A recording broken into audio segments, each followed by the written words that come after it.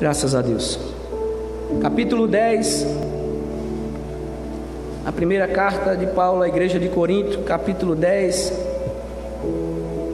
versos de número 12 e verso de número 13. Capítulo de número 10, verso de número 12 e verso de número 13. Se você não tem Bíblia, fique perto de alguém que a tenha. Preste atenção nessa leitura. Tenho certeza que Deus irá falar com as nossas vidas nessa noite. Todos os dias, quando lemos e meditamos na sua palavra, Ele fala conosco. Mas hoje eu fui impactado com essa palavra ao estudá-la e chorei diante do Senhor, agradecendo a Ele pela sua presença. Por isso tenho certeza da convicção de que Deus falará com a sua igreja. Capítulo de número 10, verso 12 e 13, diz assim: Assim, aquele que julga estar em pé, cuide para que não caia. Não sobreveio a vocês tentações que fossem comuns aos homens, que não fossem comuns aos homens, e Deus é fiel. Ele não permitirá que vocês sejam tentados além do que podem suportar, mas quando forem tentados, Ele mesmo lhes providenciará um escape para o que possam suportar, ou para que possam suportar. Amém? Com a tua cabeça, vamos orar, agradecer ao Senhor. Senhor, nosso Deus, nosso Pai, queremos nos colocar diante da tua presença mais uma vez, te pedindo perdão pelas nossas falhas, reconhecendo a nossa dependência de ti, da tua palavra. Por isso, Senhor, fala conosco através dela, Pai. Em nome de Jesus, que possamos ser fiéis à tua santa palavra, vivendo, aprendendo e vivendo para a glória do teu nome. Tire de nós tudo aquilo que não te agrada, Senhor. Traga cada mente cativa a tua palavra, que cale-se toda a terra, o Senhor irá falar. Nós cremos, Senhor, na tua palavra, e ela é viva e eficaz. Ela é mais penetrante do que espada alguma de dois gumes, e penetra até a divisão da alma e do espírito, Senhor, e é apta para discernir juntas e medulas. Por isso, Senhor, fere o nosso coração nessa noite com a tua palavra. Enche, Senhor, da tua vida em nossas vidas, em nome de Jesus, amém. Senta aí, irmãos, dando glória ao Senhor. Queridos, hoje comemora-se o Dia Nacional da Esposa dos Pastores da Convenção Batista Brasileira. Às vezes a gente comemora muitos dias, né? E também temos um dia que é dado em homenagem às esposas dos pastores que sofrem. Eu lembro que primeiro mês, basicamente, quando chegamos em Portugal, estudando, vimos uma entrevista, vimos uma lista, né, uma matéria, dizendo, o tema da matéria era como ajudar o seu pastor. E nós gravamos um vídeo, está no canal da igreja, você pode ir lá e ver como ajudar o seu pastor. E embaixo vai estar lá na descrição do vídeo, vai estar o artigo que lemos da Igreja Batista da Esperança, onde dizia que a maioria das mulheres de pastores, se pudessem, escolheria outra profissão para os seus maridos. Algumas da pesquisa, quando foi feita, diziam que as mulheres de pastores viviam muito felizes antes do marido ser pastor, mas após o momento que ele aceita, ela também aceita. E às vezes, quando somos ofendidos, as nossas esposas também são ofendidas. Por isso elas sofrem calada, porque não pode se expressar, não pode distribuir isso para as pessoas, não pode falar, às vezes tem que guardar o mesmo sigilo que o seu marido. E quando um sofre, o outro vai sofrer também. Por isso a Igreja Batista, a Convenção Batista, dá o dia de hoje, primeiro domingo de março, como dia das mulheres de pastores, né? A minha esposa, a Deus a glória pela vida dela, aprendo muito com ela todo santo dia, né? Momentos que eu esqueço do que preguei e ela me lembra. Ela não tem que ser conivente com o meu erro, pelo contrário, quando eu estou errado, a minha esposa é a primeira e tem que ser a primeira a dizer, não é assim, é assim. Por isso Deus fez aos homens, e deu aos homens auxiliadoras, mulheres idôneas, mulheres que ajudassem o homem na sua caminhada, na sua vida, e na vida espiritual, na vida ministerial. Se não fosse, muitas vezes as nossas mulheres, muitas vezes estávamos em maus lençóis. Por isso Deus abençoe as esposas dos obreiros, né, não só da nossa igreja, mas de todo o mundo. e as mulheres daqueles que são crentes. Não é só as esposas de pastor que sofrem, elas sofrem mais, acredito eu, mas as esposas dos irmãos, as mulheres cristãs sofrem muito. Todo aquele que quer ser fiel ao Senhor nessa época sofre e sofre muito. E Jesus nunca nos enganou. Ele deixou bem claro: no mundo nós teríamos aflições, sofrimentos, mas temos que ter bom ânimo. Deus está conosco, Ele venceu o mundo e nós acreditamos e agradecemos a Ele por isso. Amém? Você pode agradecer ao Senhor nessa noite, sendo grato a Deus pelas esposas dos obreiros, dos irmãos, né, que se dedicam, que colocam a mão no arado e não voltam atrás. Queridos, capítulo 10 de 1 Coríntios, vamos entrar nesse texto. Temos 2 textos hoje muito ricos. Pense em 2 textos ricos da palavra do Senhor, onde dava para se falar a noite toda acerca desses 2 textos, acerca da maravilhosa graça do Senhor.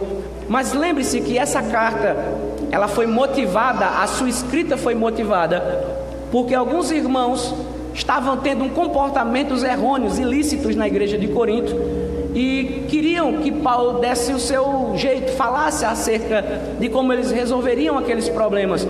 Paulo então ouve notícias da igreja que ele tinha fundado na sua 2ª viagem missionária, e alguns irmãos da casa de Cloe, outros que no capítulo 16 vão até Paulo e dizem, né, corroboram os relatos que aconteciam na igreja. Eles dizem que a igreja estava passando dificuldades morais e não sabiam como se locomover, como se existir. Muitos tinham dúvidas acerca de coisas pequenas, sobre o casamento, por exemplo. E Paulo então decide escrever essa carta, primeiro para tratar dos problemas que estavam acontecendo naquela igreja, do seu desvio, da sua conduta moral, das coisas que aconteciam ali com a igreja, e segundo, para responder às perguntas que eles tinham feito para o apóstolo Paulo através de uma carta. E o apóstolo Paulo vai tratar desses problemas. No capítulo 1 ele vai tratar logo das divisões que existia naquela igreja. No capítulo 2 ele vai mostrar sobre a forma como ele pregou, que ele tinha pregado a Cristo. No capítulo 3 ele vai dando continuidade, mostrando que aqueles irmãos eram os irmãos carnais e que ele não podia falar como irmãos espirituais, porque como eles viviam em divisões, eles eram irmãos carnais. No capítulo 4 ele vai tratar do problema da idolatria, a personalidade dos líderes, quando uns diziam eu sou de Paulo, outros diziam eu sou de Apolo, outros diziam eu sou de Pedro, e alguns diziam que eram de Cristo. No capítulo 5 ele vai tratar do ápice do problema da igreja de Corinto, que era o problema de desvio moral, onde dentro da igreja um dos irmãos compartilhava a mulher do seu pai. Logo a igreja toda sabia disso e ninguém fazia absolutamente nada. No capítulo 6 Paulo então vai mostrar que os problemas que eles tinham que ser resolvidos com homens chamados por Deus dentro da igreja, e não levar os seus problemas para o magistrado lá fora, tratar que não ia ter a mesma justiça com os irmãos, que os irmãos crentes, fiéis ao Senhor teria. No capítulo 7 ele vai responder inúmeras perguntas acerca do casamento, e perguntas que nós passamos meses tratando e respondendo através do apóstolo Paulo, da Bíblia Sagrada. No capítulo 8 surge outra pergunta: eu posso ou não posso comer comida sacrificada a ídolos? Paulo vai mostrar então que aqueles irmãos que não se preocupavam com a forma de agir na liberdade cristã, porque a pergunta ela espera uma resposta, e a resposta é sim ou não. Logo Paulo vai mostrar que se ele comer carne vai fazer o irmão pecar, então nunca mais ele comeria carne. No capítulo 9 ele exemplifica que não é então o homem não vive, não tem liberdade, não age de acordo com o seu conhecimento, mas de acordo com o amor, e ele exemplifica isso diante da sua própria vida, testemunhando que ele como um apóstolo tinha direitos, mas abriu mão dos seus direitos por amor a Deus. No capítulo 10 então ele vai começar a mostrar que o mau exemplo, a forma errônea como o povo de Israel usou a sua liberdade. No capítulo 10, nos primeiros versículos que nós estudamos dos domingos passados e retrasados, nós vimos os exemplos negativos. Vimos que Israel por muito tempo viu milagres que hoje em nossa geração não vemos, que em outra geração não aconteceu, como a abertura do mar vermelho, a abertura daquele mar naquele momento, onde todos os perseguidores de Israel foram consumidos ali pelas águas. Pois bem, ele então lista 5 pecados que Israel cometeu e diz: não é para que esses pecados servem-nos de exemplo, para que nós não venhamos a cometer os mesmos erros que aquele povo cometeu. Logo, quando chega então no verso 12, ele vai fazer uma conclusão, e aqui com isso em mente, tenha isso na mente quando vamos entrar no verso 12. Leia comigo o verso de número 12. Portanto, aquele que pensa estar em pé, é melhor ter cuidado para não cair. Quando ele diz essa expressão, inicia o verso 12 dizendo: portanto, a maioria de muitos pregadores que eu conheço não sabe identificar o que significa o portanto. E aí entram logo em um assunto sem identificar o portanto, o que significa portanto, exclui o portanto como se o portanto não fosse nada. Mas o portanto, ele traz uma conclusão. Quando Paulo diz portanto, ele está dizendo: concluímos que? O que ele está concluindo? Por que ele está dizendo portanto?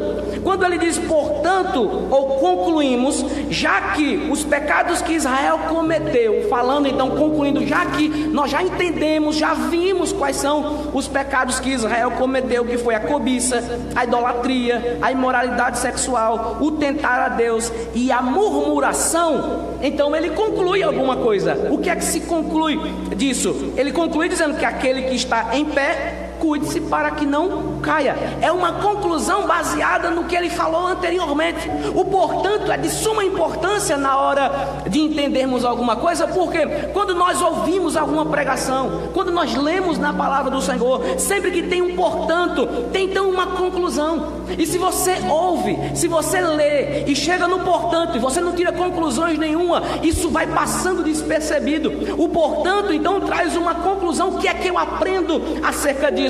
Eu aprendo que aqueles pecados que eles cometeram, eu não posso cometer. Eu aprendo, eu concluo então, trago então uma implicação para a minha vida, que aquela forma com que Israel errou, da forma que eles caíram, eu caio se eu quiser, porque eu entendi que eles cometeram 5 pecados que foram grotescos, 5 pecados que trouxeram então malefícios para a sua vida cristã. Logo, quando você vê um portanto, uma conclusão, ela tem que tirar alguma coisa para a minha vida, para a sua vida. Quando você ouve a palavra de Deus, o que é que você fala? Isso é para o irmão do lado? O que é que você fala? Isso não é para mim, isso é para o vizinho. Eu já vi igrejas que o pregador pregando e as pessoas gritavam: fala Deus, de uma forma como se dissesse: não é para mim, tentando tirar e esquivar-se de uma palavra de Deus para a vida dela, mas para não passar vergonha, então dizia: isso não é para mim, isso é para o meu irmão, eu não tenho nada com isso, eu não sou tão mal assim, eu não sou tão ruim assim, esses pecados que essas pessoas cometeram eu nunca vou cometer. O portanto conclui então, trazendo para a minha vida uma advertência: eu preciso observar as coisas que aconteceu com Israel para não fazer o mesmo. Se eles caíram na sua cobiça, se eles cobiçaram coisas más, eu não quero cobiçar coisas más. Se de fato eles pecaram com a idolatria, se eles foram idólatras, eu concluo então que eu não tenho que ser idólatra. Se eles praticavam imoralidades sexuais, então eu concluo e trago então o interesse de que eu não posso viver na prática da imoralidade sexual. Se eles tentaram a Deus tentando a sua paciência, há pessoas que zombam de Deus, dizem: Deus vai me dar mais uma oportunidade, ou então reclamam de Deus porque Deus não fez ou deixou de fazer alguma coisa que a pessoa quis. Portanto, conclui então que esse pecado eu não devo cometer. Da mesma sorte, os pecados que eles, quando eles balbuciavam, quando eles naquele momento eles viviam falando mal acerca de Deus, quando eles murmuravam, se eles cometeram esse pecado, eu concluo, portanto, que eu não devo cometer os mesmos pecados. Toda vez que existir um portanto, se você ignorar, você vai passar para o seu irmão, vai dizer: não é para mim. Mas o portanto serve para nós. Eu preciso observar a forma como eles andaram, os pecados que eles cometeram, e eu, portanto, concluo que eu não posso fazer o mesmo. Se você observa as Escrituras com esse entendimento de Senhor, eu preciso dela e preciso que o Senhor me confronte, e portanto os pecados que eles cometeram eu não vou cometer, você vai viver para a glória de Deus, porque você vai observar o erro e vai sumir de perto deles, vai fugir, porque o seu interesse é agradar ao Senhor. Tem alguém ainda que deseja agradar ao Senhor aqui? Então fuja. Portanto, conclui-se que a intenção de Paulo é mostrar aquele que pensa estar em pé, cuide para que não caia. Esse do capítulo 10, esse acredito que seja o verso central. Paulo mostra que muitos pensavam que estavam em pé. Ele não diz aqueles que estão em pé, mas aqueles que pensam estar em pé. Há aqueles que não estão em pé, aqueles apenas que pensam estar em pé. E veja que isso aconteceu na igreja de Sardes. A Bíblia diz no capítulo 3 de Apocalipse que aquela igreja tinha fama de que estava viva, mas estava morta. Elas pensavam estar viva, mas estava morta.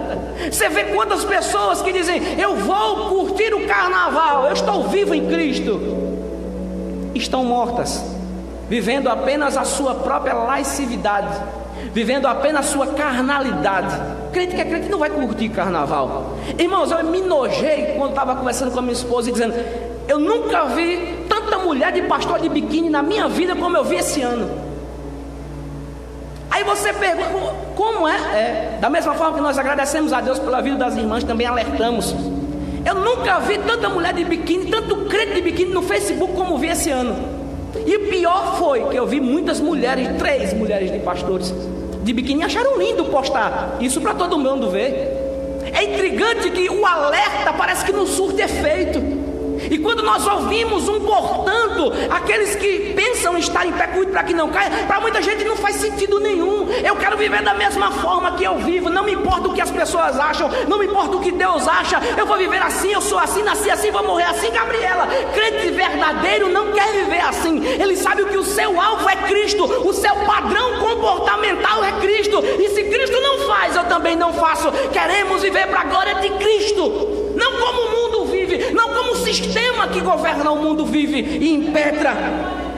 Paulo, aquele que pensa estar em pé. Há muita gente pensando: eu estou em pé porque eu vou na igreja, eu estou em pé porque eu leio de vez em quando a Bíblia, ou ouço uma pregação. Se a sua vida não é condizente com a sua fé, então logo você pensa estar em pé. E muita gente diz: eu vou para o carnaval porque eu estou livre. Eu vi grupos, irmãos, grupos de crentes indo para o carnaval, dançando o carnaval, dizendo: eu posso estar aqui, mostrar que eu estou aqui, e eu não bebo e eu não fumo.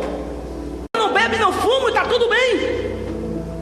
Quer dizer que se eu estiver no meio da prostituição, mas eu não me prostituo, está tudo bem. O portanto conclui então que existe muitas pessoas pensando que estão em pé. Paulo vai alertar aqueles que pensam estar em pé: é melhor ter cuidado, é melhor observar direitinho. Olha o seu comportamento e veja se literalmente você está em pé. Olha como você anda, onde você vai, como você fala, como se veste, como comporta, como posta, e veja se isso é alguém que está em pé.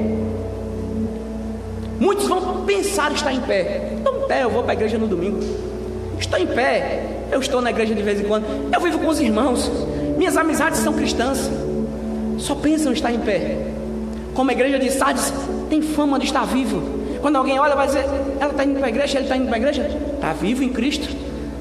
O próprio Cristo disse: está morto, só aderiu a um clube, só veio para a igreja. O que fazer após o carnaval? O que tem de gente sendo disciplinado no dia de hoje, no primeiro domingo do mês? Irmãos, eu passei na quarta-feira de cinzas, né, como é dado, na quarta-feira, na frente de tudo quanto foi igreja católica. O que estava lotado, irmão, estava lotado. Se você passar, você vai ver, era batendo em cima. Eu fui fazer uma entrega no Inocop. Eu passei naquela igreja do Inocop, quase que eu não tinha espaço para passar de moto. Porque o tanto de carro que tinha, as mesmas pessoas que outrora estavam no carnaval, entregando-se, beijando-se, vivendo uma vida promíscua ali, agora estão depois do carnaval, estão na quarta-feira de cinzas, se lamuriando, pedindo: Senhor, perdoa os meus pecados que eu cometi no carnaval. Um crente fiel e verdadeiro, ele não quer chegar a esperar a quarta-feira de cinzas para se pedir perdão ao Senhor. Ele vai pedir perdão ao Senhor todos os dias, porque pecamos todos os dias. Agora, ele não vai se colocar numa posição na qual ele vai escandalizar o Evangelho. O que eu vi de mulheres cristãs, e não só mulheres, homens cristãos, indo para o carnaval dizendo: eu posso todas as coisas, é lícito. Parecia a igreja de Corinto: eu posso todas as coisas, Paulo. E Paulo dizia: mas nem tudo convém. O São João está aí, eu só estou esperando chegar o momento de São João, porque o mesmo argumento vai ser desenvolvido: eu posso todas as coisas. E Paulo e a Bíblia vai continuar dizendo: mas nem tudo convém. Não é porque eu posso ir que eu devo ir. Paulo diz: portanto, aquele que pensa estar em pé, é melhor ter cuidado, é melhor observar. Será que eu estou em pé mesmo? Será que o meu comportamento mostra que eu estou em pé ou prostrado? Lembra o que ele disse no verso 5 desse mesmo capítulo? Que tudo aquilo que Israel fez, todos os milagres que eles tiveram a oportunidade de ver, mesmo assim Deus não se agradou da maioria deles. Não é porque você vê a igreja aberta louvando ao Senhor que Deus está se agradando. Não é porque eu estou aqui que Deus pode estar se agradando de mim. A minha forma de viver é o que vai mostrar se eu estou de pé ou se eu estou prostrado.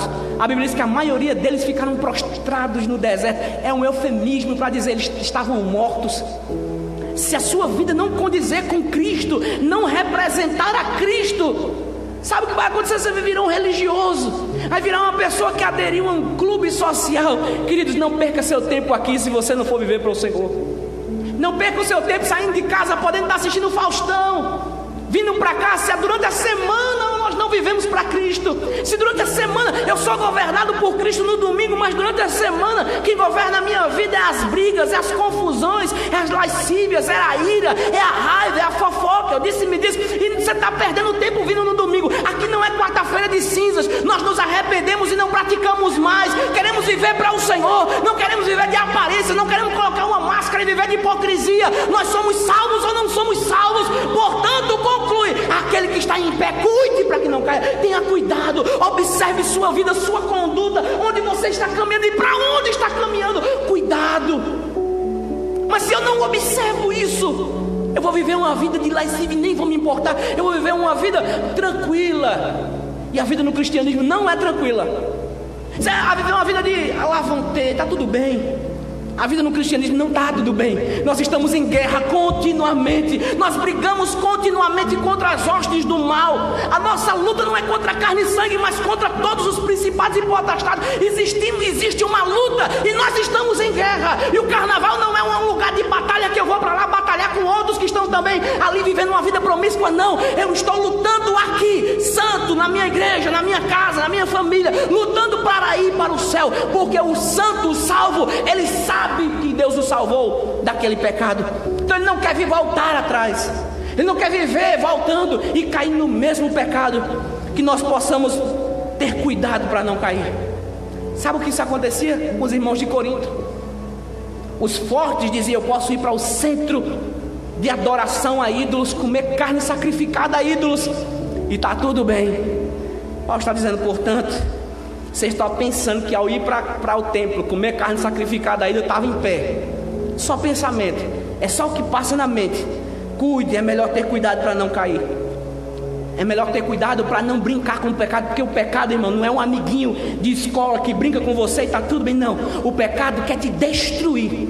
O pecado quer te matar. O pecado quer te pegar e te transformar, te levar para o inferno. Hoje mesmo fui chamar uma pessoa para ir para a igreja. Sabe como sempre a gente convida as pessoas para ir para a igreja, e é nossa obrigação.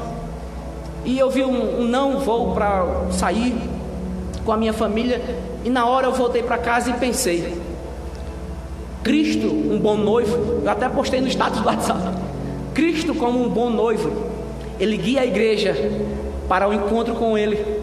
Subentende-se então que o marido, um bom marido, lidera a sua família para a glória. Um bom marido guia a sua família para estar com Cristo, porque o casamento é um relato entre a igreja, é um reflexo da igreja, do casamento entre Cristo e a igreja. Logo, os maridos têm uma obrigação de guiar a sua família para Cristo. Mas o mundo, a carne, o pecado, guia para onde? Para o inferno. E há muitos líderes de família levando sua família ao inferno, quando trocam o Senhor por coisas secundárias, quando criam no seu coração um ídolo. Paulo diz: cuidado para não cair e ficar prostrado no meio do caminho. Verso 13, Paulo vai mostrar que é possível sim vencer as tentações ou provações, porque Deus nos dá condições para isso. Veja que no verso 13, Paulo diz: as tentações que vocês têm de enfrentar são as mesmas que outros enfrentaram, e Deus é fiel. Não deixará que vocês sofram tentações que vocês não têm forças para suportar. Quando a tentação vier, Deus dará forças a vocês para suportá-los, e assim vocês poderão sair dela. Pense num texto riquíssimo, irmão.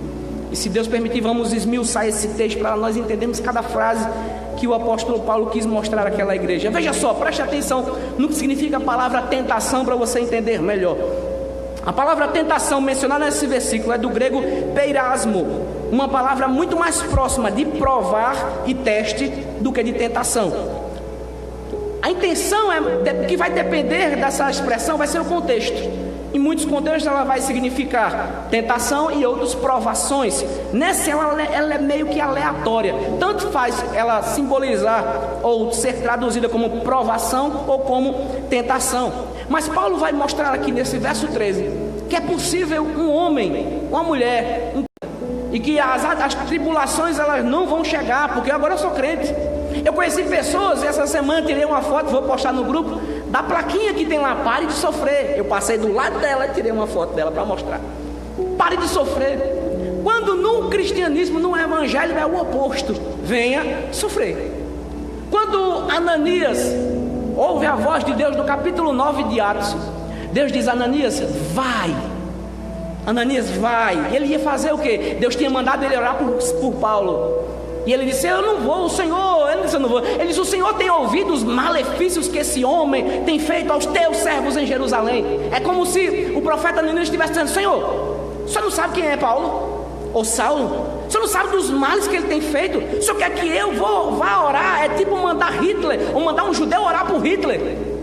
O senhor quer que eu vá lá? Deus disse: Ananias, vai, porque esse é um vaso escolhido para mim. E essa parte é linda, né? Eu vejo muita gente falar: essa parte é linda.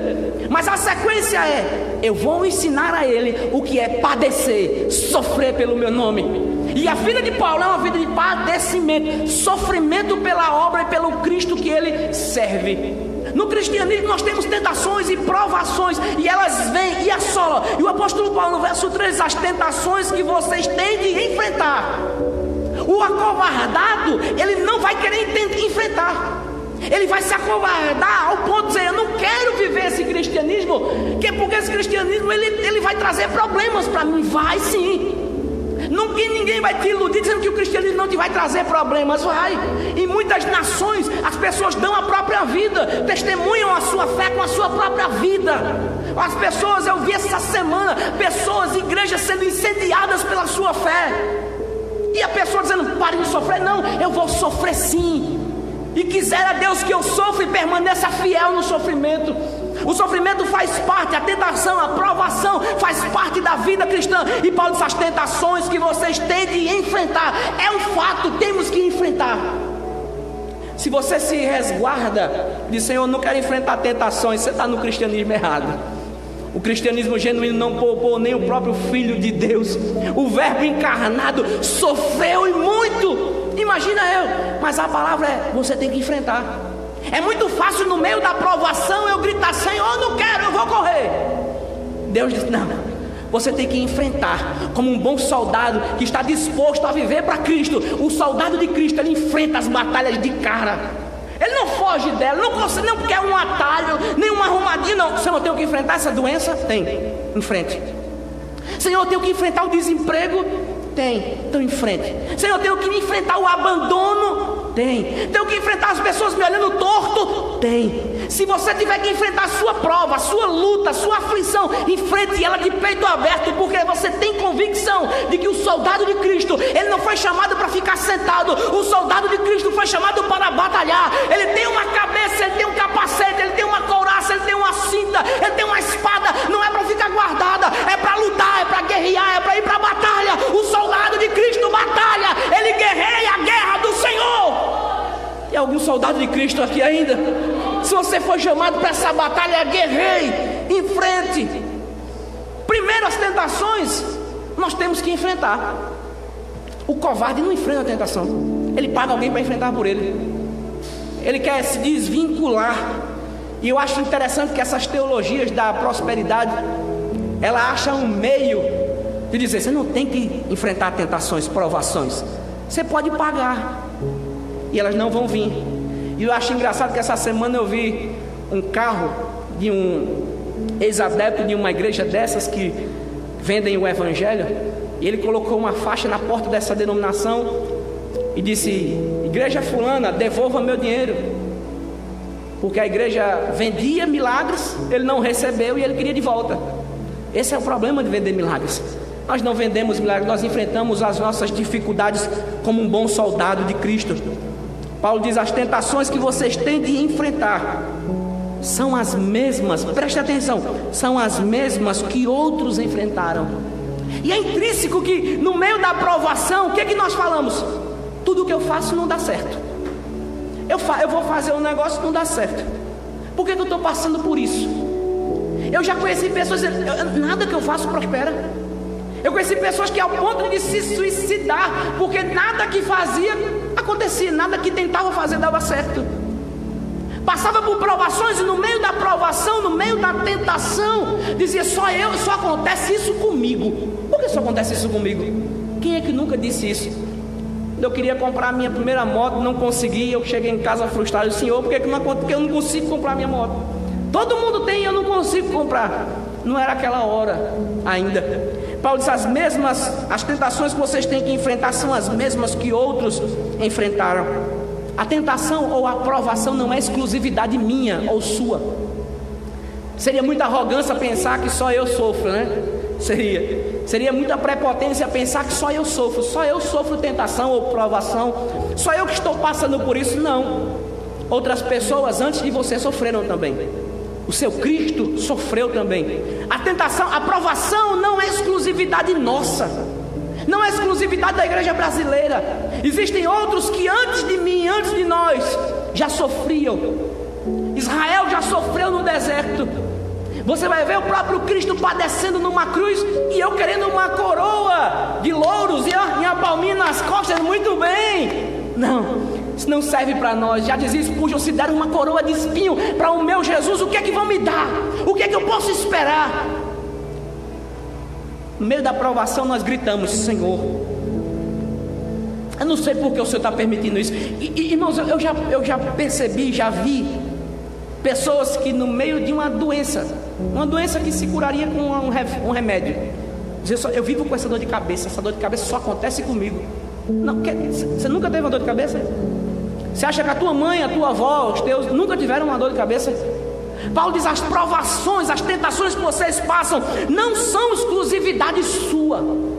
Você não é melhor do que o outro porque você está sofrendo, nem pior porque você está sofrendo. Outras pessoas sofreram também. Você vai sofrer, vai. No momento do seu sofrimento, não pense que é só você que sofre. Isso arranca o meu ego, porque quando eu digo: Senhor, só acontece comigo, é como se você estivesse dizendo: Senhor, parece que o Senhor canalizou sua raiva só em mim. E não é verdade isso. Todos sofrem, todos pecaram, todos padecem. Se você pensa, pessoas ricas não sofrem, claro que sofrem. Há pessoas ricas que não têm saúde, são tão pobres que só têm dinheiro. Nós temos saúde, nós podemos agradecer ao Senhor, nós podemos estar aqui. Há pessoas nesse momento em leitos de hospitais, há pessoas hoje que não têm mais forças para vir pisar o pé na igreja. Você está aqui. Não pense que o seu sofrimento que aconteceu durante essa semana, durante esse mês, foi somente com você, não. Outras pessoas sofreram também. Se eu entendo que sofrimento é exclusividade minha, eu passo a questionar a Deus. Mas nesse grande mar de sofrimento, nós sofremos juntos. Nesse grande mar de tristeza, nós sofremos e sofremos muito, mas sofremos juntos e não sofremos só. Eu me lembro como hoje de um dia de uma aula de psicologia no seminário, quando meu professor dizia: os crentes são os que mais sabem sofrer, porque eles sabem que o sofrimento não é um ponto final, é uma vírgula. O sofrimento não vai acabar com você, o sofrimento não vai te matar.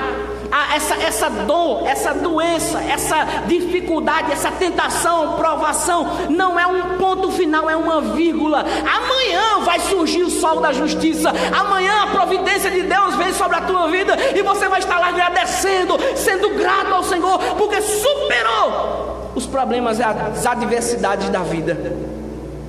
No meio das tentações, provações, é fácil dizer: Senhor, por que eu? Por que isso acontece comigo, só comigo? Por que eu? A resposta é: por que não você? O que você tem de tão especial que você não pode sofrer? O que te faz superior a Cristo que sofreu? As pessoas não querem mais sofrer nos dias de hoje, há remédios para tudo, porque elas não querem sofrer. Não deixe o mundo, o secularismo tirar o sofrimento. O sofrimento faz parte da vida do cristão, sempre fez, do início ao fim, e sempre fará, até o dia que o sofrimento não chegará mais à nossa porta. Mas nesse dia estaremos com Cristo para toda a eternidade. Até lá sofreremos, e sofreremos como homens e mulheres de Deus, não como um fracassado que corre do sofrimento. Ele diz: esses sofrimentos, essas tentações ou provações são as mesmas que outros enfrentaram. E tem um texto, essa parte do texto é um bálsamo. Ele diz: e Deus é fiel. Queridos, esse texto, preste bastante atenção. Essa expressão, e Deus é fiel, ela está entre duas palavras de tentação. Tem tentação ou provação antes do Deus é fiel, e tentação e provação depois do Deus é fiel. É intrigante o local onde essa expressão está, porque ele está dizendo no verso anterior: as provações ou tentações são as mesmas que outros enfrentaram, e Deus é fiel. Aí ele continua: não deixará que vocês sofram tentações. Tentação está antes e tentação está depois. Provação está antes e provação está depois do e Deus é fiel. Sabe o que é intrigante?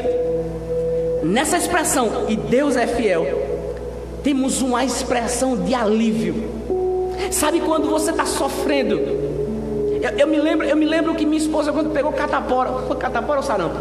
Catapora, né? Pegou catapora. Eu me lembro que eu passei a noite e ela coçava, ela cheia de carocinhos, doía, coçava, não conseguia dormir. E eu fiquei nervoso: Senhor, o que eu faço? E num lapso, né, de tentação, eu fui lá e peguei uma latinha de Vic Vaporub e deitei ela na cama e comecei a passar Vic. Se está certo ou errado, irmão, não sei, mas sei que eu me lembro que eu passava e todos os carocinhos, que já teve catapora sabe o quanto de carocinho surge. O rosto ficou estourado, o corpo todo, as costas era o lugar onde tinha mais carocinhos estourados. E ela sofria, chorava muito. E eu: Senhor, o que eu vou fazer? Eu não consigo dar um alívio para minha esposa nesse momento. E aí eu tive uma brilhante ideia, perdoe os médicos, né, de colocar Vic Vaporub em cima da catapora. Não vai fazer isso, irmão, vai que dá errado, né? Mas eu fiz. E ela dormiu a noite toda. No outro dia de manhã acordou aliviada. Estava ali, mas não estava doendo tanto. E eu lembro que a expressão de alívio foi tamanha que me alegrou. Esse texto, e Deus é fiel, está no meio de duas provações. É uma expressão de alívio. É no meio da provação você olhar e se lembrar: Deus é fiel. Você sabe o que é Jó? No meio das suas dificuldades, olhar para cima e dizer: eu amaldiçoo o dia que eu nasci.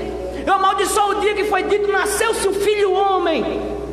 No capítulo 42 ele olha e diz: bem sei eu que tudo pode. É o que ele está dizendo: e Deus é fiel. É ele olhar para para cima no meio da provação e dizer: bem sei eu que tudo podes, e nenhum dos teus planos podem ser impedidos ou frustrados. Sabe, no meio da nossa provação é o momento que nós olhamos para cima, porque a provação ela faz com que nós olhemos para baixo, para as dificuldades. Quem é que ficou doente e olhou para cima? No meio da doença nós olhamos para baixo, para um médico, chama o SAMU, não chama o SAMU, como é que a gente vai reagir? Mas no meio da nossa aprovação, e Deus é fiel, olhamos para cima, Deus está lá. No meio da aprovação não olha para baixo, olha para cima.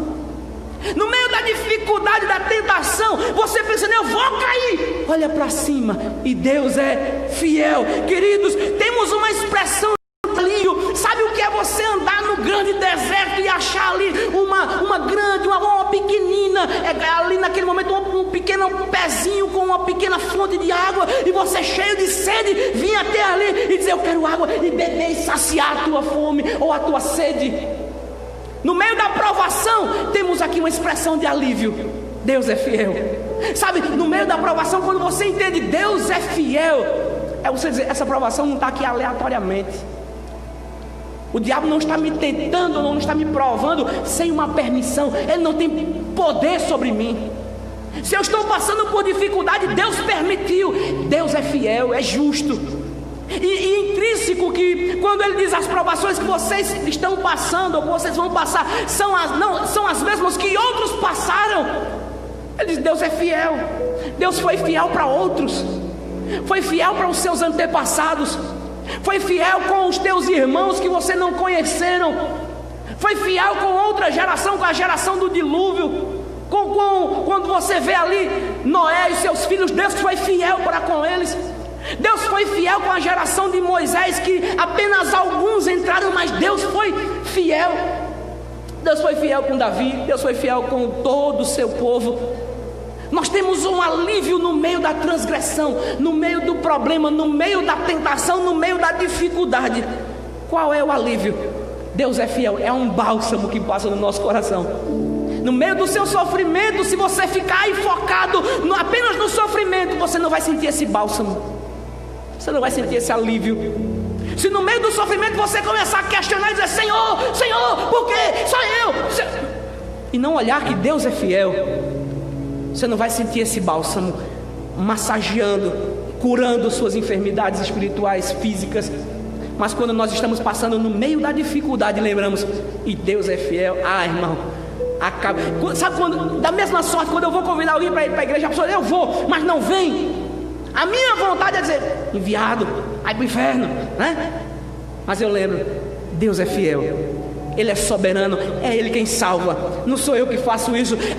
Nossa obrigação é apresentar o Evangelho, o resultado, e Deus é fiel. A nossa obrigação é servir a Ele. Mas e o resultado, pastor? Deus é fiel, irmão, não me interessa. O resultado é que Ele é fiel, isso já me basta. Quando nós dizemos Deus é fiel, isso tem que nos bastar. Mas eu estou passando por dificuldade, Deus é fiel, tem que te bastar. Mas eu estou passando por limitações, eu não tenho o que comer, Deus é fiel, é justo. Você consegue entender isso como uma âncora que vai te segurar quando você estiver passando por dificuldades e ela quiser explodir o seu coração de raiva. Você lembra: Deus é fiel. Eu tenho certeza que o Espírito Santo vai soprar no seu ouvido aquela grande, doce e meiga palavra: Deus é fiel. E vai tirar toda a angústia, toda a raiva, toda a ira. Porque quando nós entendemos que Deus é fiel, existe uma fidelidade em Deus que é peculiar apenas dele, mas que quando nós entendemos isso, transforma as nossas vidas. E Deus é fiel.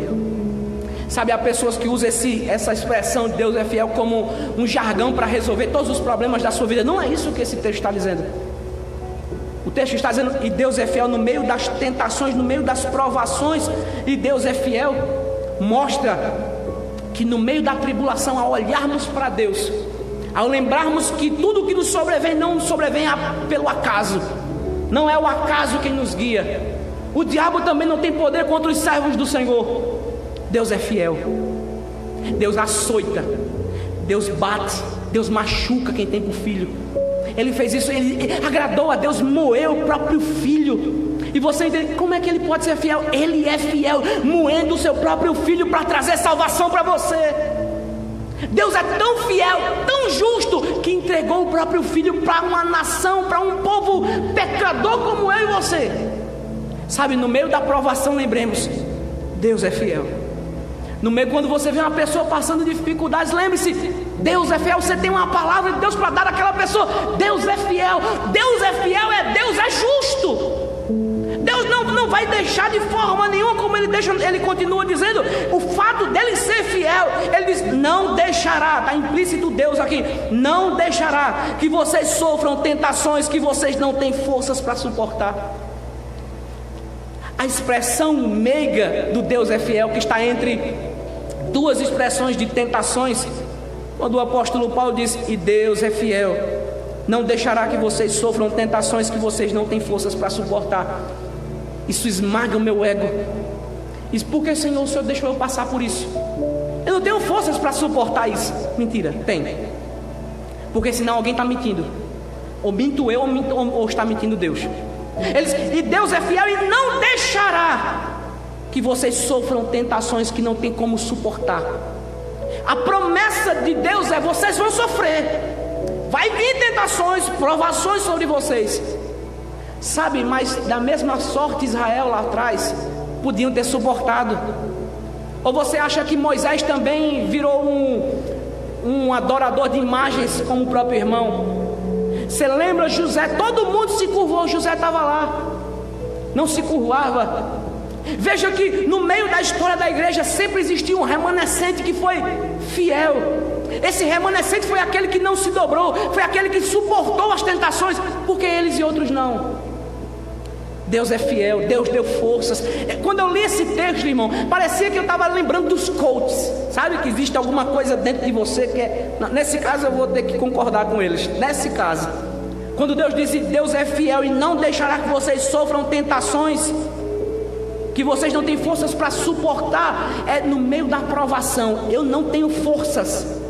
No meio da provação, ela vem como um muro, como um peso de 1 tonelada sobre a minha vida. Quem está passando por tribulações, por provações, sabe o que está passando. Quando ela vem, ela parece que nos sufoca.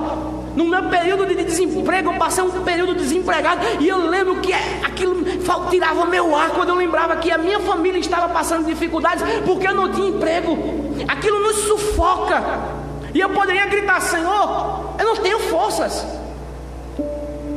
Seria uma mentira minha, porque Deus me deu forças. O próprio texto diz, Deus é tão fiel que Ele não deixará.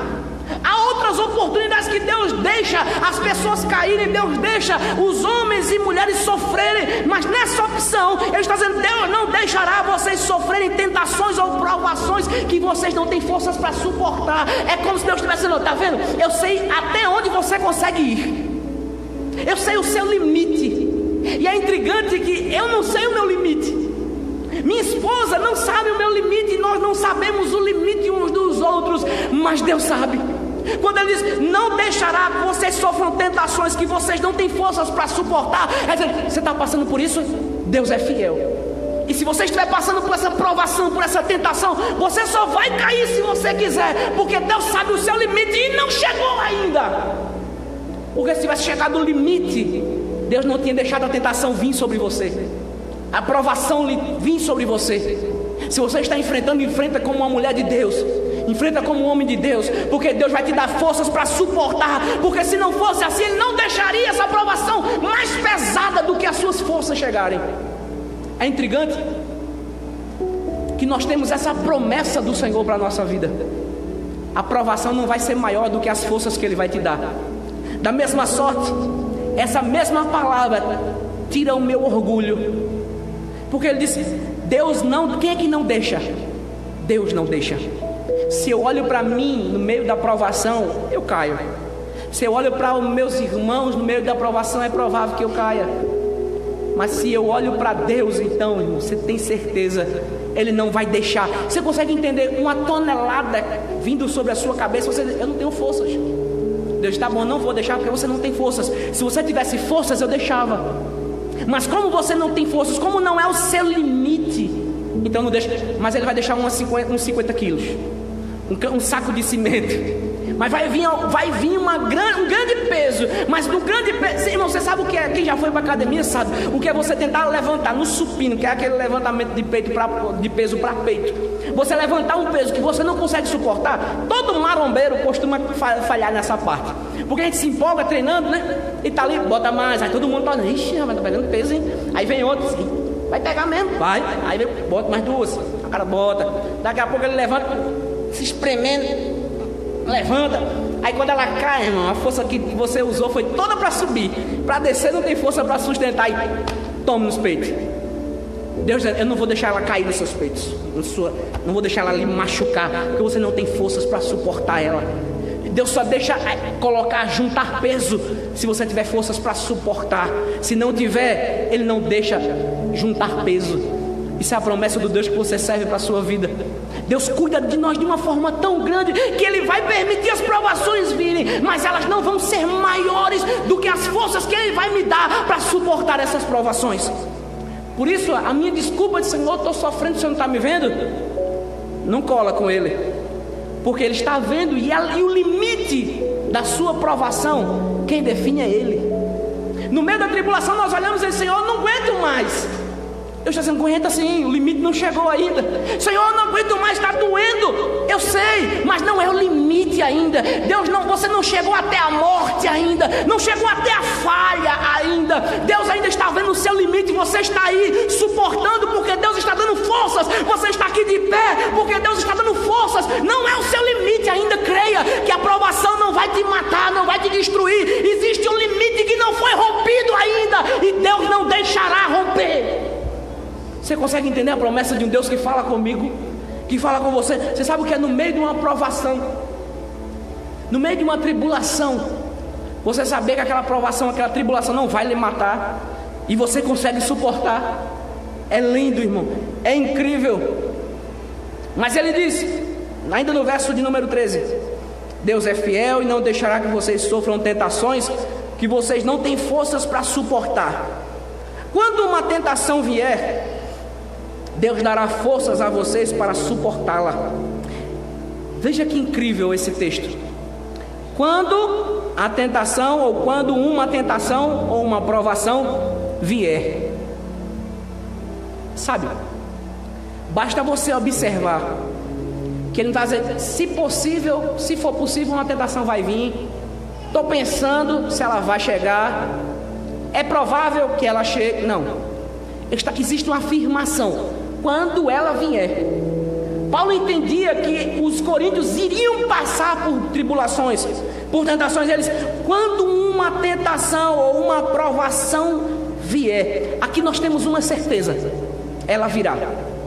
Da mesma forma que nós temos a certeza que Cristo virá buscar a sua igreja. Você crê nisso ainda?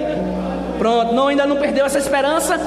Isso é a nossa certeza de salvação. Cristo em breve virá. Nós temos outra certeza: a provação também vem. Sabe, a provação vem para aqueles que são crentes, são filhos de Deus, e para aqueles que não são filhos de Deus, são filhos da ira. A provação, a tribulação, a tentação vem para todos. Isso acaba com os adeptos da teologia da prosperidade que querem vender Deus, vender facilidade. A provação vai vir. Não tem como você se esquivar dela. Não tem como você pedir, arrumar um jeitinho para passar. Você vai ter que passar pelo que Deus projetou que você vai passar. Não vai ter alternativa. Não vai ter tua mãe que vai dizer: mãe, eu não quero passar por essa provação. O apóstolo Paulo disse: quando ela vier, é uma certeza, a provação virá. Você vai ter que enfrentar ela. Como é que você vai querer enfrentar? Porque uma coisa é certa, ela vai vir.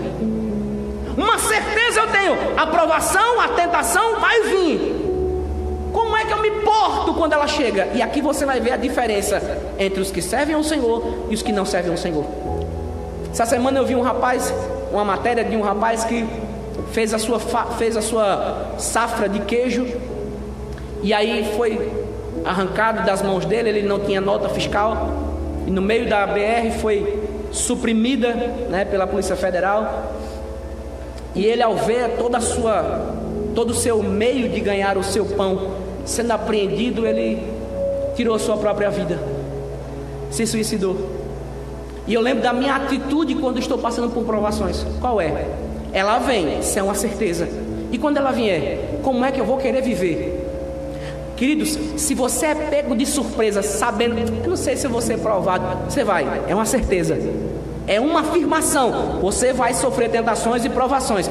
E quando ela vier, como é que você vai reagir? Eu vou dizer: Senhor, você não sabe o que está fazendo, eu faria melhor. Eu não me colocaria nessa provação, de forma nenhuma. Se eu fosse Deus, eu me daria coisas melhores. Se eu fosse Deus, eu não estava passando por essa dificuldade, eu me daria coisas muito melhor. Quando a tentação vier, como você vai se portar? Os santos, eles sabem que a provação não vem aleatoriamente. Eles sabem que o diabo não tem poder em si mesmo para tentar e para provar um servo de Deus. Deus permite. E qual é o objetivo disso? Como é que eu vou me portar diante dela? Se você se porta como ímpio você será. Se você se porta como ovelha você será. Jesus, como ovelha, foi levado do mundo no meio da sua provação. Não tem um pio. No meio da provação de Cristo, ele estava indo ali, em silêncio, para o caminho que foi projetado para ele. Nós, quando somos provados no meio da tentação, quando ela vem e ela chega, aí você se descobre quem você é. Quando eu estou passando por dificuldades, eu sei quem eu sou, porque eu começo a questionar Deus ou agradecer a Deus. Uma vez eu ouvi um pastor dizendo: se Deus quisesse ser glorificado no meio da sua doença, tudo bem? Ou você vai dizer: não quero que Deus seja glorificado na minha doença, eu não quero nem ficar doente. Por que eu estou enfrentando essa provação? Por que essas coisas estão me assolando? Quando a tentação vier, ela vai vir, irmãos. Não pense você que nós estamos aqui protegidos de sofrer tribulações. Não, Jesus não estava, ele passou, nós passamos também. Agora, a nossa atitude no meio dela é o que vai definir em quem cremos. Nós temos uma certeza: eu creio em Jesus, creio no meu Salvador, creio que ele é fiel, e creio que Deus é bom e fiel o tempo todo. Será que ele é bom e fiel o tempo todo quando não tem provação? Ou ele é bom e fiel até no meio da provação?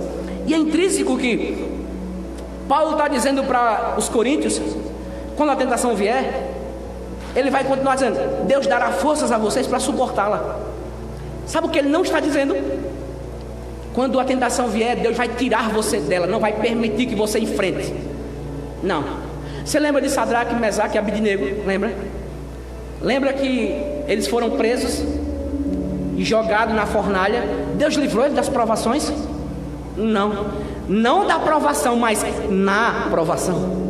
Não na tribulação, não da tribulação, mas na tribulação. Eles chegaram ali, eles sofreram aquela humilhação de serem presos, foram jogados naquela fornalha. Até os soldados que jogaram eles morreram de tão quente que estava. Mas no meio da fornalha apareceu um que era semelhante a um anjo, um que tinha o seu rosto virando um quarto homem, e estava ali junto com eles no meio da tribulação. No meio da tribulação nós temos uma certeza: Cristo estará conosco. Ela vai vir, mas Cristo está conosco. Eu vou passar por dificuldade, mas Jesus estará lá.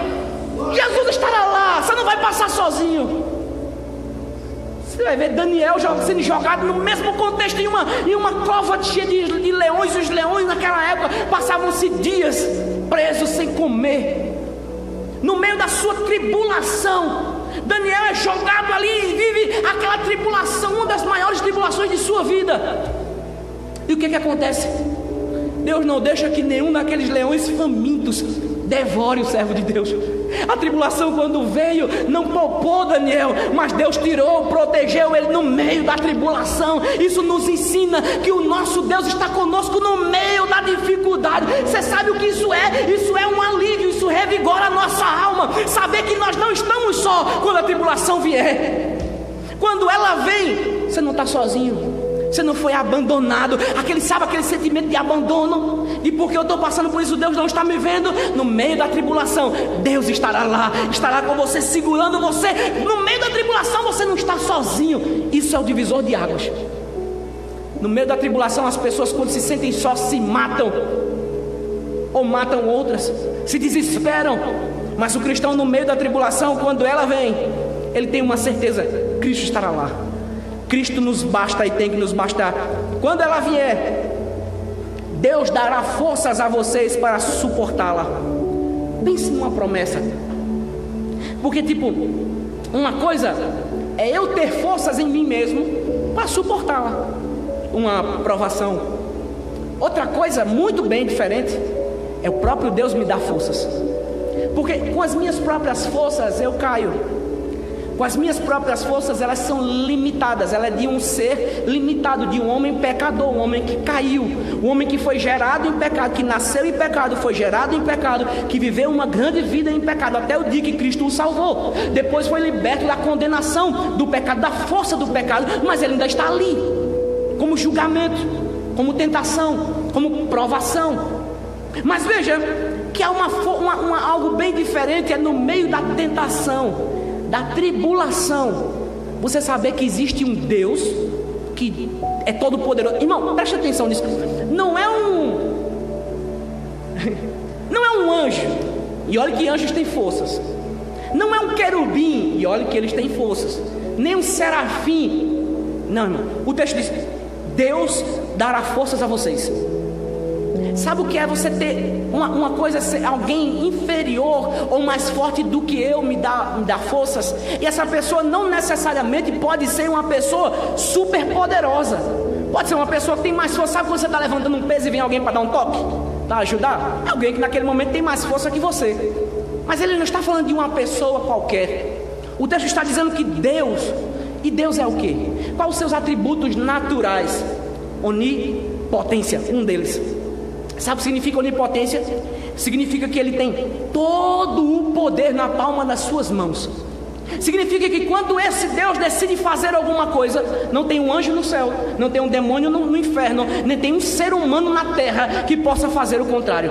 Quando ele decide operar, ele mesmo diz: quem impedirá? Quando ele decide fazer alguma coisa, não tem quem diga o contrário. Quando ele decide fazer, ele faz e pronto. Ele não é igual a mim que tem que me programar para fazer alguma coisa no final do ano e chegar no final do ano e dizer: ele não consegui. Deus não. Quando ele coloca nos seus decretos que ele vai fazer, ele faz. Ele tem todo o poder na palma da sua mão. Num belo dia, na eternidade, ele disse: façamos o homem a nossa imagem, conforme a nossa semelhança. E o que foi que ele fez? Ele fez um homem. Ele organizou, a Bíblia vai dizer no primeiro capítulo de Gênesis: no princípio Deus, a terra era sem forma e vazia. E o que foi que Deus fez? E Deus criou, e Deus começou a agir, e Deus disse e houve. Ele é um Deus todo poderoso que pode mandar e as coisas acontecem. É esse Deus que Paulo está dizendo: e Deus te dará forças para suportar a provação. As forças que nós temos para suportar a provação. Se vir de mim mesmo, eu caio, eu cedo. Mas se as forças que eu ganhei no meio da provação virem de Deus, então nós vamos estar ali como aquele grande homem forte. Coloca peso que eu tenho força, porque o Deus Todo-Poderoso me deu forças. Você vai olhar para o meio da sua enfermidade e dizer: pode assolar, Deus me dá forças para suportar. Vai lá para o meio da dificuldade, da falta de emprego, e vai dizer: pode vir mais 2 anos, Deus vai me suprir as necessidades nesse período. Vai dizer: eu não tenho nada, mas Deus me dá forças para suportar. Sabe o que é o intrigante aqui? Deus é suficiente para aquele que está passando provações. Aqui ele está dizendo: arrume uma alternativa extra, faça uma coisa, vai fazer uma simpatia, vai pegar o Alcorão, vai pegar a Bíblia Católica. Não, Deus é suficiente. Deus é mais do que suficiente para um homem e uma mulher quando está passando tentações e provações. Sabe por que Ele é mais do que suficiente? Porque vem dele o agir, o livrar ou dar forças no meio da provação. Sabe, é aquela mesma palavra que os 3 homens na fornalha dizem: se Deus quiser nos livrar da tua mão, ó rei, Ele fará.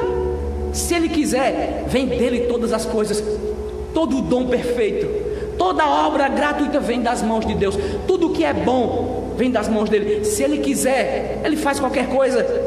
E a promessa que Paulo está dizendo para os coríntios e serve para nós é: Deus dará forças a vocês para suportá-la. No meio da tribulação, não pense que você está sozinho. Deus estará. Sabe o que é dar forças? Sabe o que é você ser enxertado? É alguém formando e aplicando. Uma pessoa bem fraquinha, né, não tem forças alguma, e Deus vem: tome força, tome força, tome força. Ele vai formando o nosso caráter e aplicando força em nós. Ele vai formando o nosso caráter na provação e vai dando força. E cada vez que Ele vai nos dando força para suportar a provação, o nosso caráter vai melhorando. Cada vez que no meio da provação Deus nos vai dando força, nós vamos nos parecendo mais com Cristo. Quando você sabe da primeira provação que você passou? Eu acredito que todo mundo já tenha passado, né? Lembra da primeira provação que você passou? E lembra da última? Tenta fazer esse exercício mental. Lembra da primeira, se você conseguiu a primeira que você lembrar, e da última. E veja como você era, como você reagia na primeira e como você reage hoje. No início, quando nós estamos passando por dificuldades, olhamos: Deus me abandonou, Deus me largou, Deus não cuida de mim, não olha para mim. Quando nós temos a certeza que Deus é bom, fiel, nós olhamos para outro e dizemos: eu sei que Deus está me permitindo passar isso. Ele quer fazer alguma coisa comigo, Ele quer. Ele está trabalhando no meu caráter. Deus açoita quem ama, né? Ele espanca quem tem por filho. Isso é um sinal. É porque eu sou filho de Deus. É porque Deus não me quer fazendo qualquer outra coisa. É porque Deus não permite que eu me perca como o mundo. Porque o mundo jaz no maligno. No mundo está entregue às suas próprias paixões e concupiscências. Mas o santo vive debaixo de cacete, porque Deus traz ele a rédea curta. Quando você lembra de que Deus é Deus e que Ele forma o nosso caráter através da sua palavra, das provações, você vai fazer como o Tiago no primeiro capítulo: alegre-se quando estiver passando por provações, alegre-se quando você estiver enfrentando essas dificuldades, se alegre, porque Deus está permitindo para formar o teu caráter. Deus tem um propósito bem maior do que você poderia imaginar. Ele é quem sabe os pensamentos que Ele tem a seu respeito, pensamentos de paz e não de guerra, pensamentos superiores ao seu. Você não sabe nem o que vai acontecer amanhã, mas amanhã Deus estará lá. Confie, saiba que Ele vai dar forças para você suportar. E no meio da provação, Ele fortalece o nosso caráter. Ele conclui então a conclusão disso tudo e assim, já que Deus nos dará forças, o que acontece quando Ele nos dá forças? E assim vocês poderão sair dela. Veja que interessante, que Ele poderia dizer: veja, quando vocês tiverem, a aprovação estiver chegando, Deus vai dar força para você correr.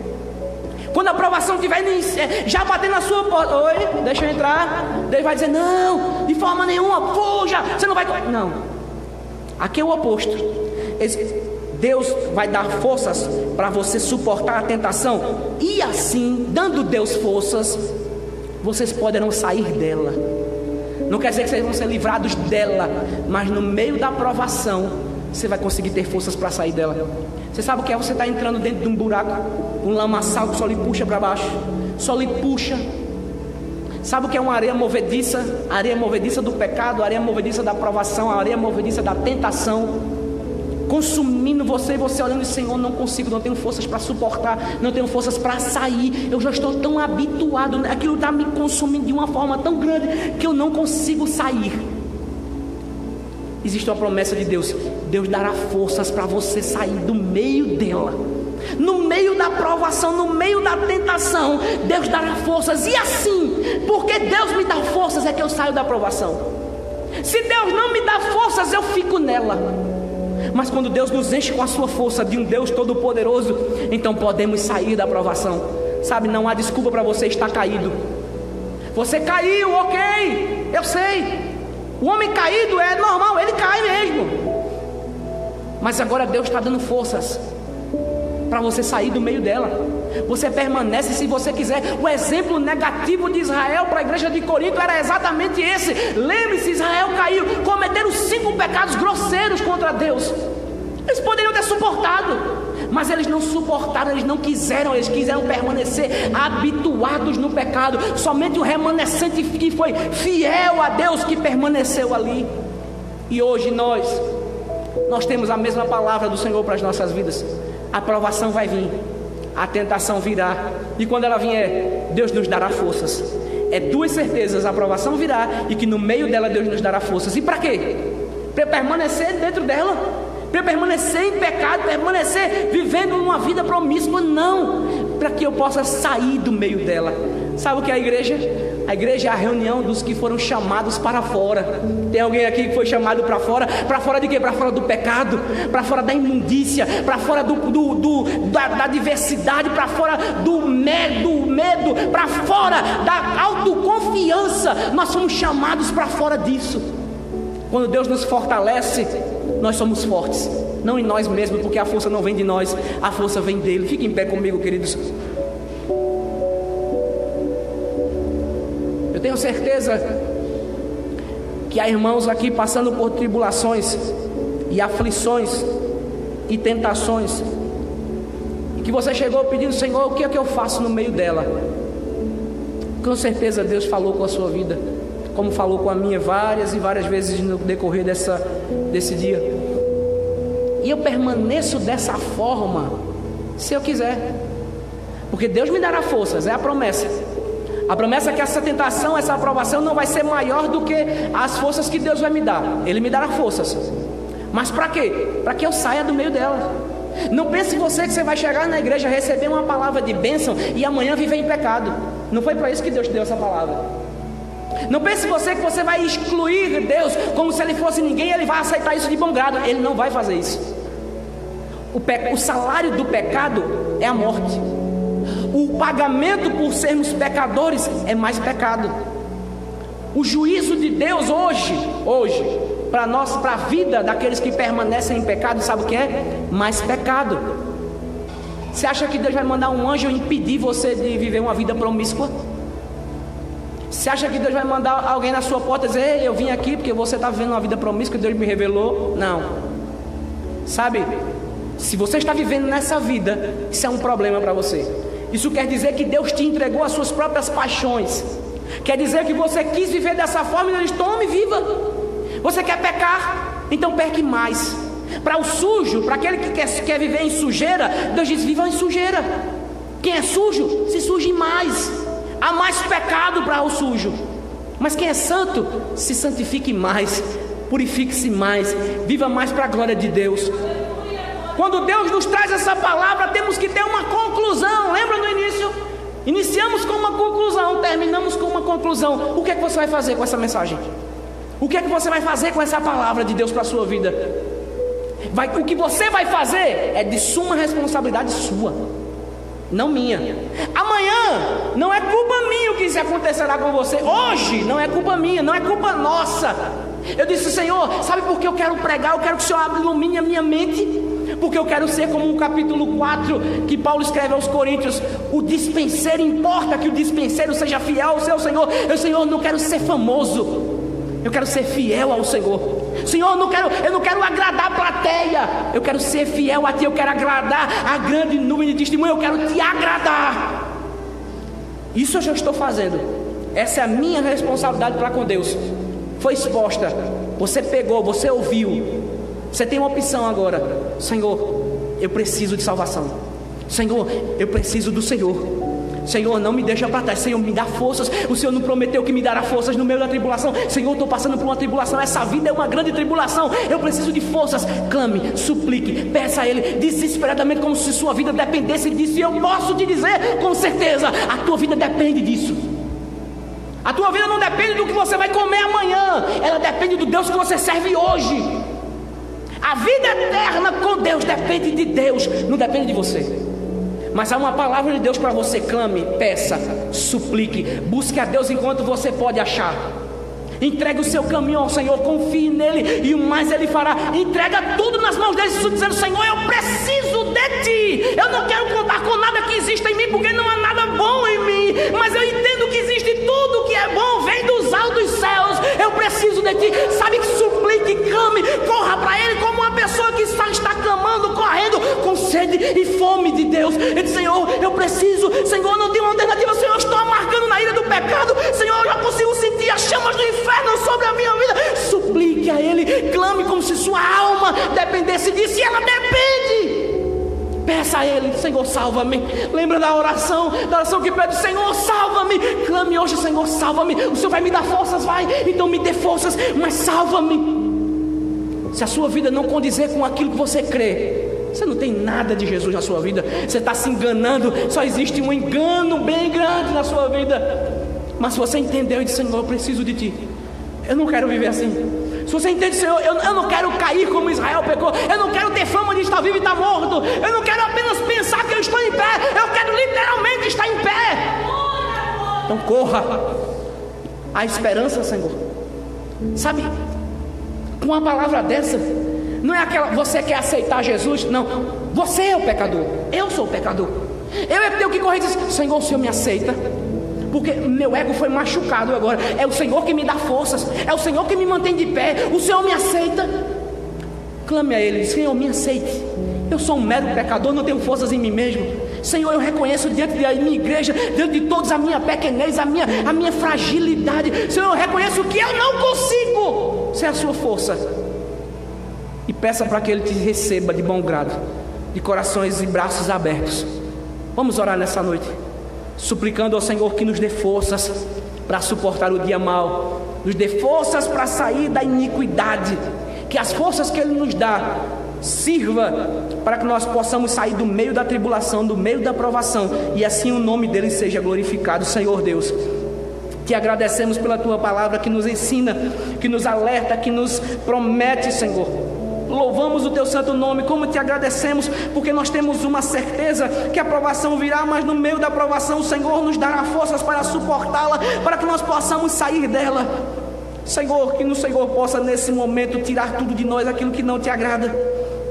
Senhor, que há corações duros no nosso meio, que o Senhor possa esmiuçar com o poder que tem na palma da sua mão, o todo o poder. Que o Senhor possa quebrantar a nossa vida, que o Senhor possa massacrar o nosso ego, a nossa dependência de Ti seja fortificada, fortalecida e engrandecida. Que o Senhor traga, Senhor, para nossas mentes, para os nossos corações, para os nossos desejos, a necessidade de Ti, a necessidade de ter forças em Ti. Senhor, se há fracos aqui caídos, e eu estou aqui, Senhor, fraco, pedindo ao Senhor: fortifica-me, Senhor, fortifica a Tua igreja. A Tua palavra diz que o Senhor é quem edifica a sua igreja, e as portas do inferno não prevalecerão contra ela. Senhor, edifica a Tua igreja através da Tua palavra, enche a Tua igreja através das forças que há em Ti, ó Deus. Nós te suplicamos, nos enche com a Tua força, Senhor. Nós estamos fracos e reconhecemos a nossa fragilidade, a nossa fraqueza diante de Ti, e te suplicamos: nos enche, nos enche, nos enche com a Tua força, Senhor. Nos preenche com a Tua maravilhosa força, Senhor. Nos dá forças para resistir o dia mau. Nós te suplicamos porque sabemos que o Senhor é o único Deus Todo-Poderoso, que tem poder na palma da sua mão. Nós reconhecemos que o Senhor é o único que pode fazer isso por nós. Nós não podemos uns aos outros fazer isso, mas o Senhor pode. Por isso, Senhor, suplicamos ao Senhor: aceita aqueles ainda que não te olharam, não te enxergam como o Senhor e Salvador de sua vida. Abre os seus olhos como o Senhor abriu o coração de Lídia, Senhor, quando ela ouviu os apóstolos pregarem. Abre os olhos dos cegos, Senhor, tira a escama dos seus olhos, eles possam entender as maravilhas da Tua lei. E que nós, Senhor, que já estamos aqui na Tua casa, salvos em Cristo, que o Senhor nos encha, que o Senhor nos proteja, e que o Senhor nos proteja de todo o mal, e nos dê forças para suportar o dia mau. Leva-nos em paz, Senhor, para os nossos lares. Nos dê uma noite abençoada em Tua presença. Que amanhã, depois de amanhã, durante a nossa vida, possamos mostrar, Senhor, que servimos a um Deus que está vivo e vivo pelos séculos dos séculos. Em nome de Jesus, amém. Você pode aplaudir ao Senhor nessa noite? Louvado seja o Teu nome, Senhor. Que Ele seja glorificado na sua vida, na minha vida, independente da atitude. Suplique ao Senhor: o Senhor me dê forças, e Ele dará forças. Isso é uma promessa, sabe, queridos? Talvez você não entenda isso com tanta precisão, porque você não teve que depender de outro Deus. Eu já dependi de outro Deus. Já dependi de um orixá para me dar forças, e Ele não me deu. No meio de uma dificuldade eu pedi e Ele não me socorreu. Mas sabe o que eu entendo? Deus estava lá, e não foi um espírito desencarnado que me ajudou. O próprio Deus estava lá, protegendo minha vida até o dia de hoje. No meio da tribulação, lembre-se, e Deus é fiel. Ele é fiel. Ele é fiel, e nós podemos contar com a sua fidelidade. Que Deus abençoe os irmãos. Queridos, terça-feira estaremos aqui com os irmãos para novamente estudarmos mais da palavra de Deus com o curso que nós estamos aprendendo. Quarta-feira, o culto público às 19 horas, nós começamos orando, né, e terminamos louvando ao Senhor através da sua palavra. Domingo que vem estaremos aqui para o nosso culto público de louvor e adoração ao Senhor. Por isso, queridos, Deus abençoe você durante essa semana. Que essa semana seja de bênção para a sua vida. Que essa semana você possa refletir o brilho da glória de Deus na sua casa, no seu trabalho, junto das pessoas que não conhecem ao Senhor. Que você saia daqui refletindo a Cristo e Ele baste para você no meio da sua tribulação. E detalhe, dessa semana vai vir tribulação. Estou dando uma de profeta. Nessa semana virá aprovações. Mas lembre-se, no meio dela, Deus estará lá e Ele é suficiente. Ele é bom, irmão, e fiel. Isso nos basta, isso nos revigora. Isso é um alívio, é um bálsamo no meio da tribulação. Que Deus abençoe os irmãos em nome de Jesus. Estenda as tuas mãos para cá. Que a graça do nosso Senhor e Salvador Jesus Cristo, o grande amor de Deus Pai, a comunhão do doce e meigo Espírito Santo, repouse sobre a tua vida, sobre a tua família, desde agora e para todos sempre. A igreja diz: Jesus Cristo, Jesus Cristo, Jesus Cristo, juntos somos, juntos somos, juntos somos. Aplaude a Ele, que dele veio todas as coisas.